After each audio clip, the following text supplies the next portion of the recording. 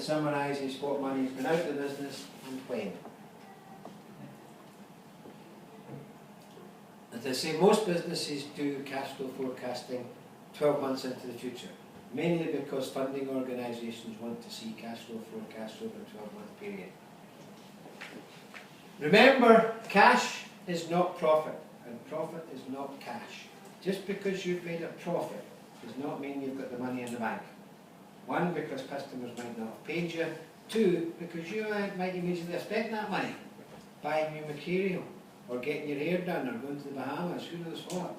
Cash changes hands differently from transactions in the business. A simple example of that, you go to a car boot sale, you buy 50 teddy bears for £2 each, that's £100.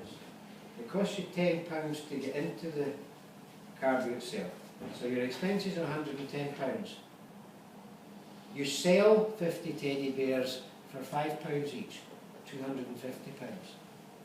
So your profit and loss account says sales 250, costs 110, profit 140.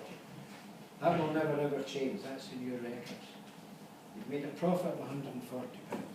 But as you walk out of that car boot sale, how much money have you got in your hands?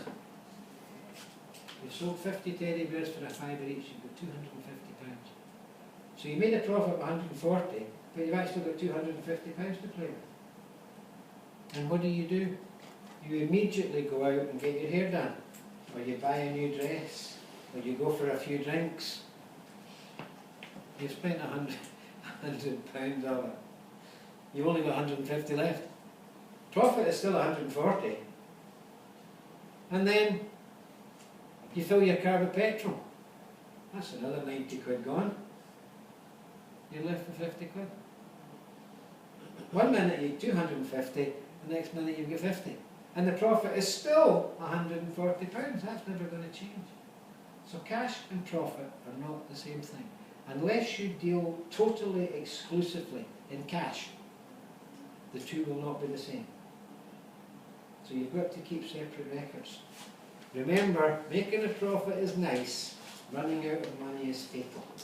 So cash flow forecasting is the most important element. And the way you go about it is identify all the elements of income you're likely to have and all the elements of expenditure. It might be you've got a newsagent shop, so you're selling newspapers and you're selling sweets and you're selling magazines. You may also be selling lottery tickets, and you may actually have an income from the commission you're earning on that. So think about all the different sources that you can generate income from in your business. And think of all the likely expenditure.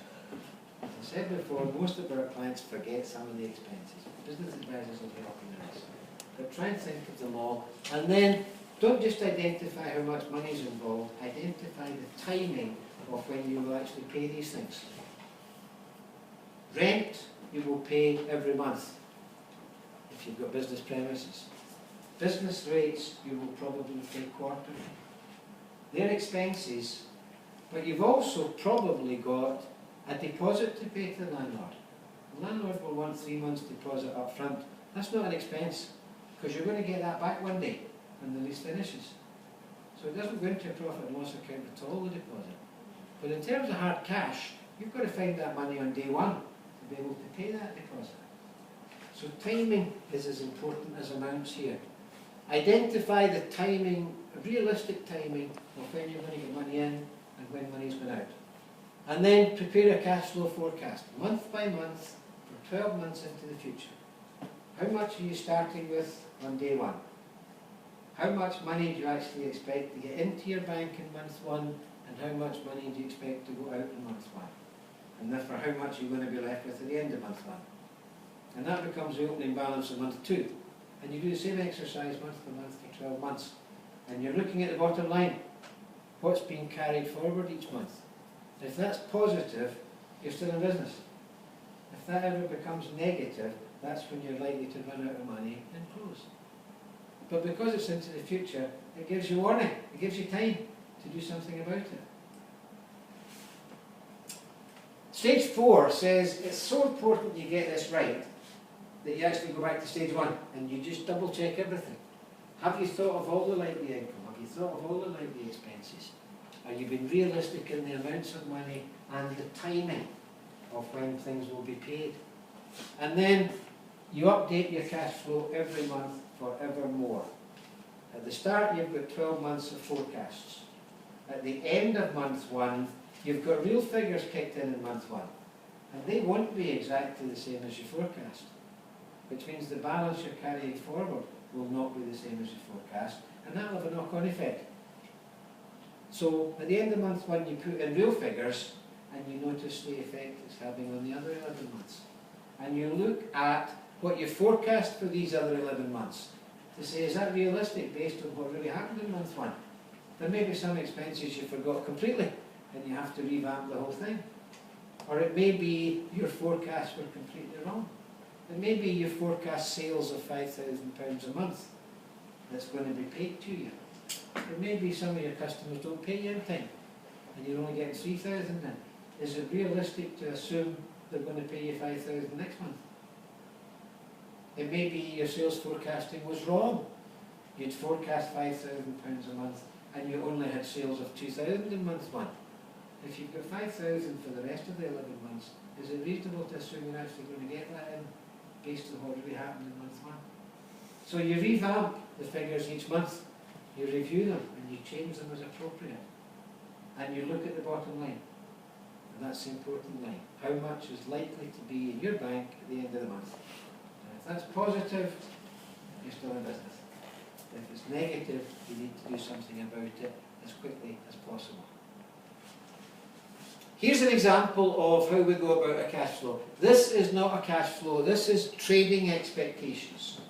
This business expects sales income. Not so much getting paid, but the actual sales that we generate of these figures for the 6-month period. We've only done a 6-month period here because the screen's not big enough. We should be doing 12 months. But basically, it's a new business starting up and it expects to get sales of 2,000 in month 1, 5 in month 2, 6 in month 3, and then 10,000 thereafter. We've got materials and wages which are variable costs. They are changing with the volume of business. And then we've got a whole range of fixed costs that are there that are not going to be affected by the volume.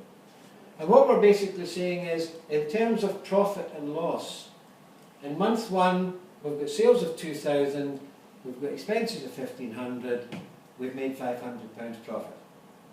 In month 2, sales of 5,000, cost of 3,000, we've made 2,000 profit. Add that to last month's and we've got a cumulative 2.5, and so on. We're going to make a profit every month and we're going to end up with £18,500 profit at the end of 6 months. Not a bad business. We then look at the business plan to see what other information we've got in there. The monthly profit forecast is what we saw in the last slide. But we're now told he's going to give his customers 30 days credit. He's going to get 30 days credit from his suppliers. He's also going to take out personal wages of £500 a month. So the timing of money is not the same as the transactions taking place. He's getting paid late and he's paying his supplier late. The rent of £250 a month, we've also got a deposit to pay of 2 months' rent. So we need an extra £500 to pay that. The telephone, we get a credit of a month. We pay in arrears. We're also told we're going to buy a vehicle. And we're going to put down £2,500 and then we're going to pay £300 a month. So it's a hire purchase agreement. £2,500 down and £300 a month for a couple of years. And then we're going to buy some equipment for £2,000 and we're going to buy it up front. And Mr. Buddy has got £5,000 to invest. £5,000 in cash. So he would come to Business Gateway and say, my profit forecast that you saw on the last slide shows I'm making a profit right from day one.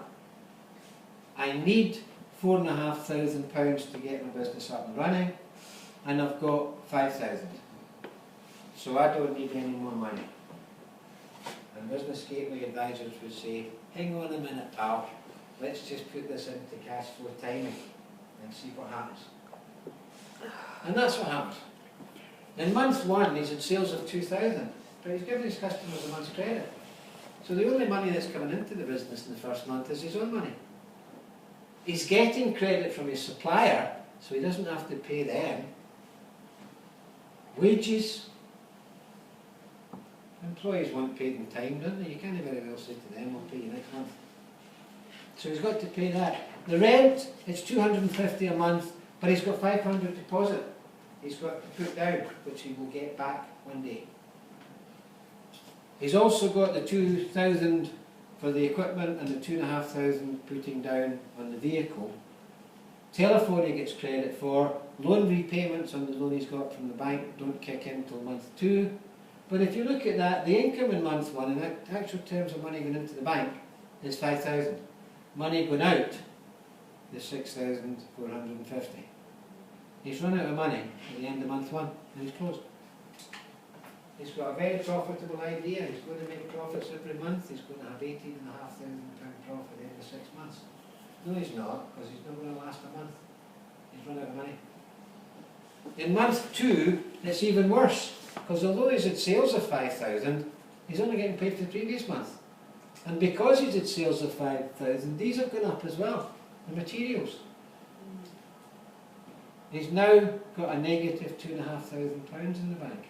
And it's only then that it begins to come down, and it's only in month 5 that he's actually got a positive bank balance. So he would have to go to the bank at the end of month 1 and say, can you give me an overdraft of 1,500 to see me through?